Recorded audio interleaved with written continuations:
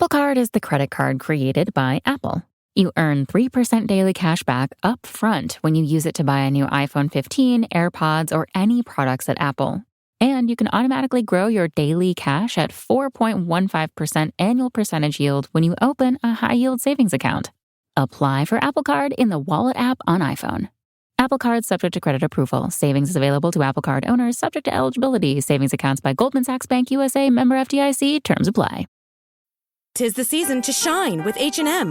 Discover the holiday collection and find fashionable pieces for your wardrobe or for under the tree. Get inspired and dazzle with this year's glam. From tuxedo styles, bow detailed pieces, impressive prints, and more. From unforgettable looks to unforgettable gifts. With fashion finds to home decor, find it all at H&M. Treat your loved ones and yourself this season. Shop in-store or at hm.com. Saturday. Christmas comes early. Unbelievable! Welcome to this incredible scene. Bills. To the end zone! Chargers. It's a touchdown! An exclusive NFL game. That's fantastic! Live in primetime. Wow! Only on Peacock. With a Christmas gift to their fans. They're having some fun now. Bills versus Chargers. Saturday, 7:30 Eastern. Exclusively on Peacock. The holidays are a time to feel and create joy. And what could be more joyous than the look on her face as she unwraps a stunning new jewelry piece from Blue Nile? How about getting 50% off your purchase? Blue Nile offers premium quality, priced below traditional retail. Their online experts are available 24/7 to answer any questions and make sure you've picked the perfect gift. For a limited time, you can get 50% off at BlueNile.com. That's 50% off at BlueNile.com. It's Saturday and the game is on. 10 minutes in, it's 3-0. I'm sipping back on a can. I don't give a damn if it's 9 a.m. My football team's got me drinking. My football team's got me drinking. My football team's got me drinking. Give me beer or whiskey, wine or gin, anything to shake this mood I'm in. My football team's got me drinking. So I'm not quite sure how to say this, guys. Jose Mauri? Mauri? Mauri? Not Maury Povich, no. Mari, it's got to be Mari, right? Jose. It's Jose M, man. Or Mari, but, you know. But first, we're going to talk about the earth-shattering news that no one expected, the transfer of Gianluca Busio. We watched him grow up, and now he's leaving us. How do you guys feel? It's bringing up all this emotions inside. The post on Instagram got me going last night. Are you cheering up, Cody? Share your thoughts. Sounds like we need to hear yours first, Cody. No, I'm very happy for him. It's obviously not going to hit anyone too hard because we've been waiting for it and we've known it's coming for legitimately like a year now. We didn't know where he was going, but it was just kind of a foregone conclusion that he was being sold to somewhere, likely Italy. So, you know what? Good for him. It seems from what we heard in the press conference today, it seems like, he's an important piece to them. And it looks like a good fit. I'm very happy for him and sad to see him go. Yeah. Well, I think some of the feelings are very similar that I have, but also, perfect timing. I mean, could it be any better? He's playing well. He's a first teamer, debut of the U.S. I mean, yeah. And it's going to be good for Sporting if he goes on and is successful. Thank you. So, we're going to have benefits there too with the sell-on factor and just our club getting a bigger rep, worldwide too, I think. I actually asked Peter about that in the press conference, if it would help like prime the pump to, sell more people. And he's like, you would like to think so, wouldn't you? That was the only one asking questions in that press conference today. Yeah, he runs things. I mean, honest, for me, the only negative for me of the whole thing is, I think we have a chance to do something well this year in MLS. And I just hope this doesn't derail it. It might, honestly. But we've had 2 pretty good results without him recently. So that builds the confidence a bit. We've had one not so good result without him too, but Yeah, that's true. That's also we've had those with him, so that's neither here nor there, quite honestly. Well, we don't even have time to question what will we do without him because they brought in somebody else. And I'm pretty sure Thad thinks it's a like-for-like replacement, Thad. Is that what you were telling me? I think that was exactly not what I was telling you. Talk about priming the pump. Did I misunderstand? Oh, okay. But no, he ain't a like-for-like. He's a 25-year-old that had promise at one point, but has never fulfilled that promise and has played like 25 games over the last 3 years. Busio's played more than that in the last 2 years. That is, of course, speaking of Jose Mauri. That's what I'm going with, Mauri. I landed on that one. Jose. Yes, 25-year-old, Argentine-Italian. The text that I got right when the news came in was another guy that not happy, a guy with a big club that it didn't work out. And now he's trying all these smaller clubs. They think that a symbol of a problem. But lest I remind you, both center backs right now are in that exact situation and playing very well. Both center backs came from larger clubs, more prestigious clubs, and didn't make it with those clubs, but came here and are killing it. One of the interesting differences is also that he has not been injury prone. He's only had a couple of injuries in that time, though, where Andreu has been a little bit injury prone prior to coming here. I think Izzy was a little bit also. And then obviously one of the reasons Fontes has not been as successful the last couple of years here was a lot of injuries that he's now finally over. Knock on wood someplace, right? So what did you guys glean from the highlight video that Thad posted in the Blue Testament story? Yeah, does anyone want to be a real talking head here and pretend to not be happy with this signing? Like, oh, I don't like it. I don't like what I've seen of this guy. I don't think he's going to be good. Sure, I'll go that route. And it's not that I'm not happy with it. It's just I don't have any faith that he will make a major impact in this season. First of all, he has a summer transfer window. A lot of Sporting's summer transfer windows guys don't make huge impacts. Two, he's not played a lot for a while. He's in preseason with them, but that doesn't, I don't know what his fitness level will be. It'll be a couple weeks probably before he's actually here because they still have to get his P1 visa and all that stuff arranged. So he'll be coming in the hottest part of the year.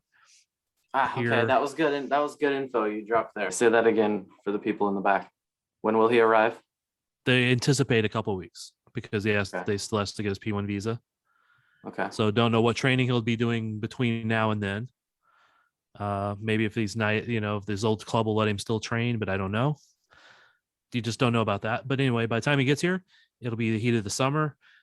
Sporting will be right in the middle of, trying to fight for staying on top of the West, in theory. It's just hard for guys to come in and make a huge impact that fast because they don't know the team. The positive side is it looks like he plays in a style that fits Sporting style. So he probably shouldn't take long to adapt. But I just don't know how much of an impact he'll make this year. Hopefully something.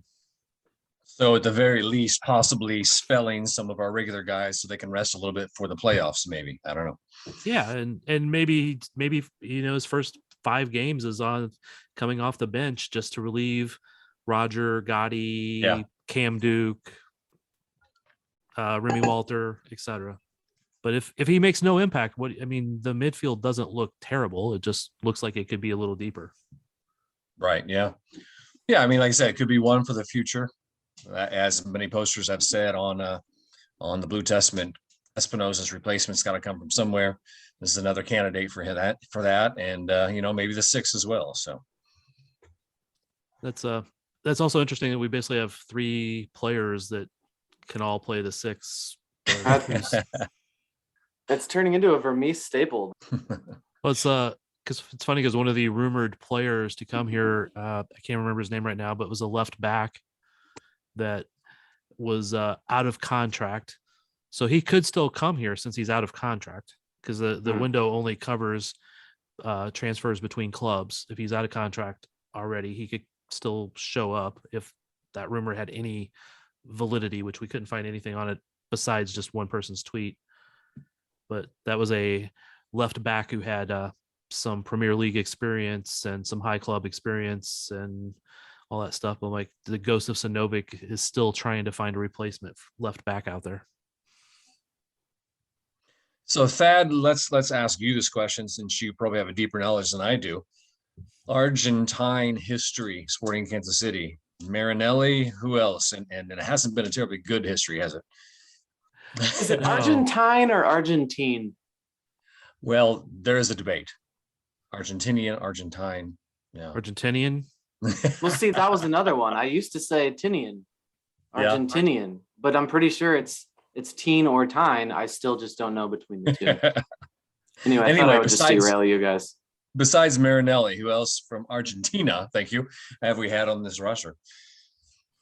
Amor was an Argentinian. Damn it, I just Claudia Lopez, was he Argentine? I was thinking he was. Yeah.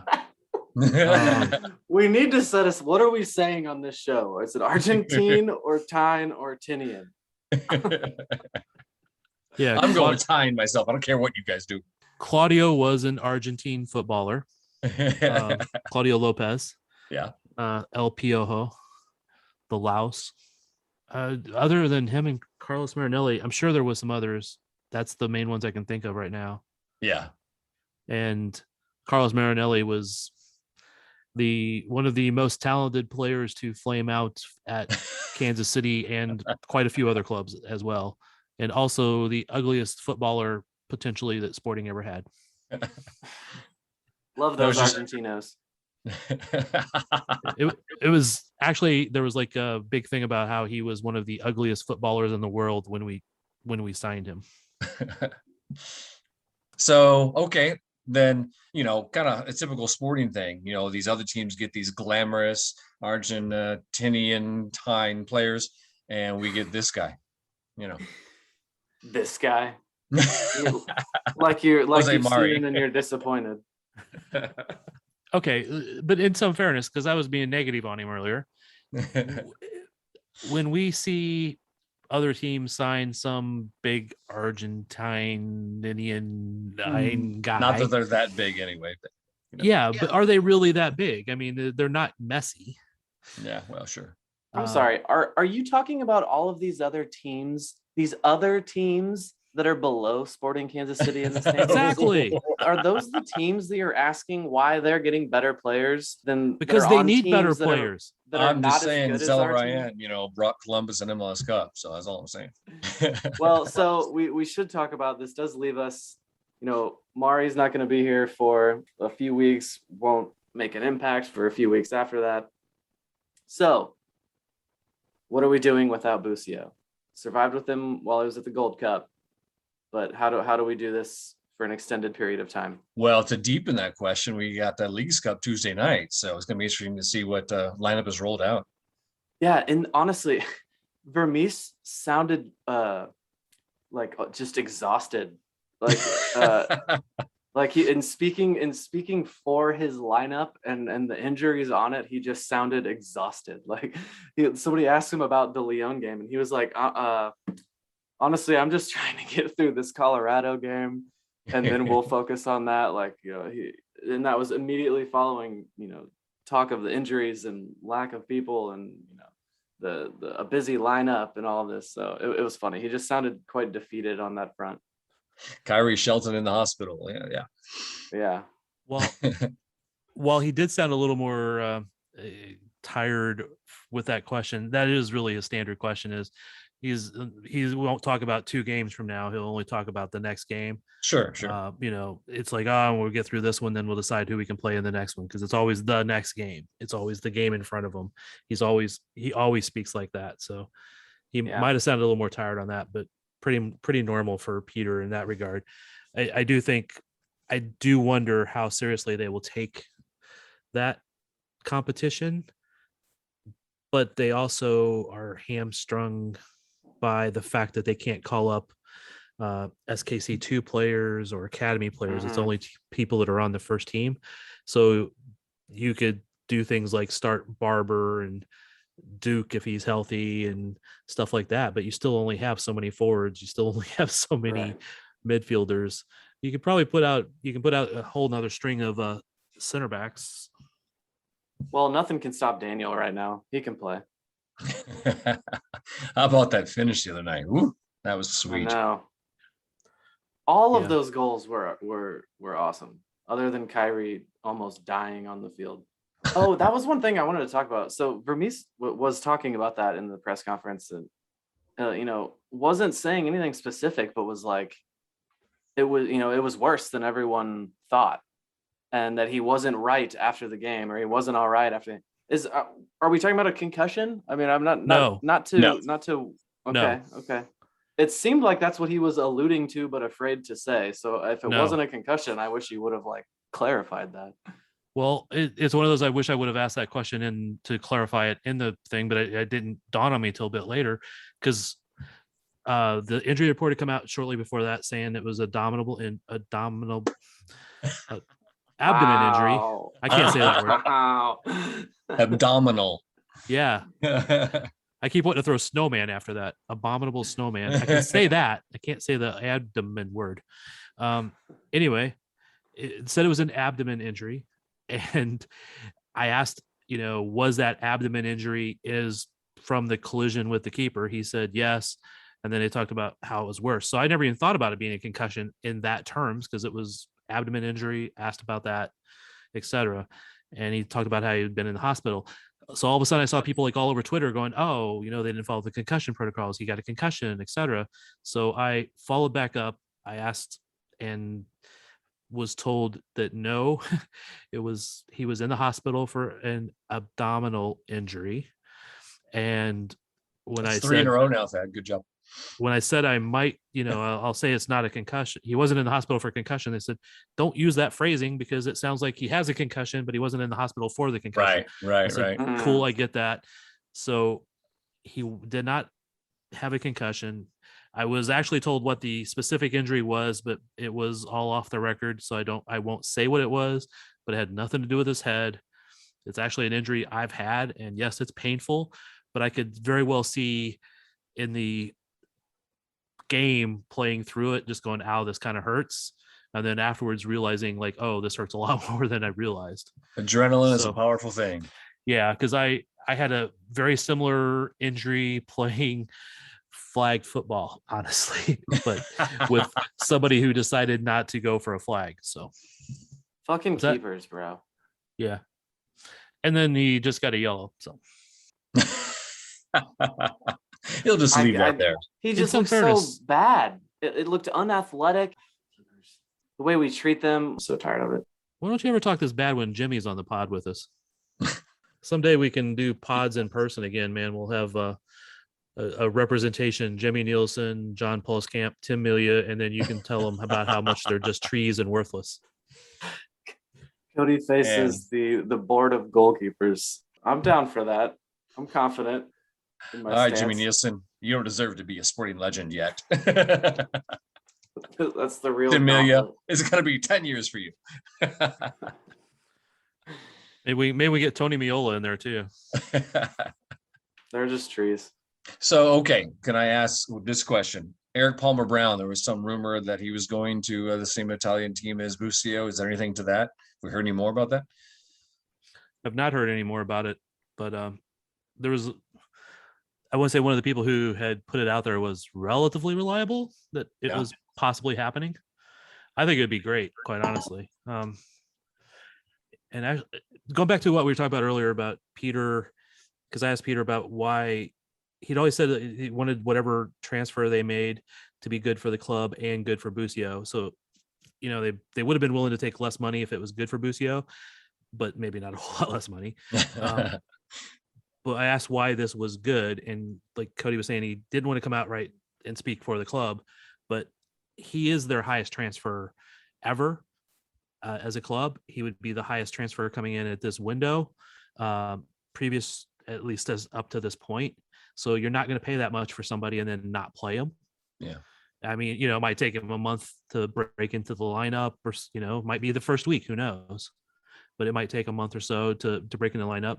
But they have another young American, Tanner Tessman there.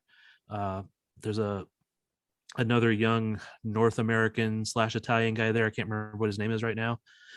Who's there. So they have American ownership, leadership, and so they seem to be catering to that. So that made that whole EPB rumor sound even more valid.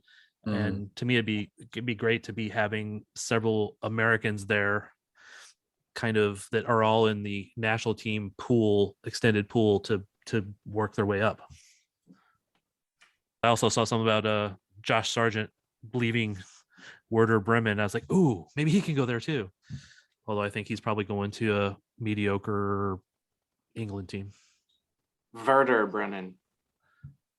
Whatever. So, final thoughts. What have we not talked about? Daniel Salloi. Here we go. Yes, Salloi to the All Star game. He should have been voted in and not waited to be selected by the coach. But I thought it was. I had a media vote for it this year. I voted for him in the media vote. I voted for him as a fan vote. He should have been voted in.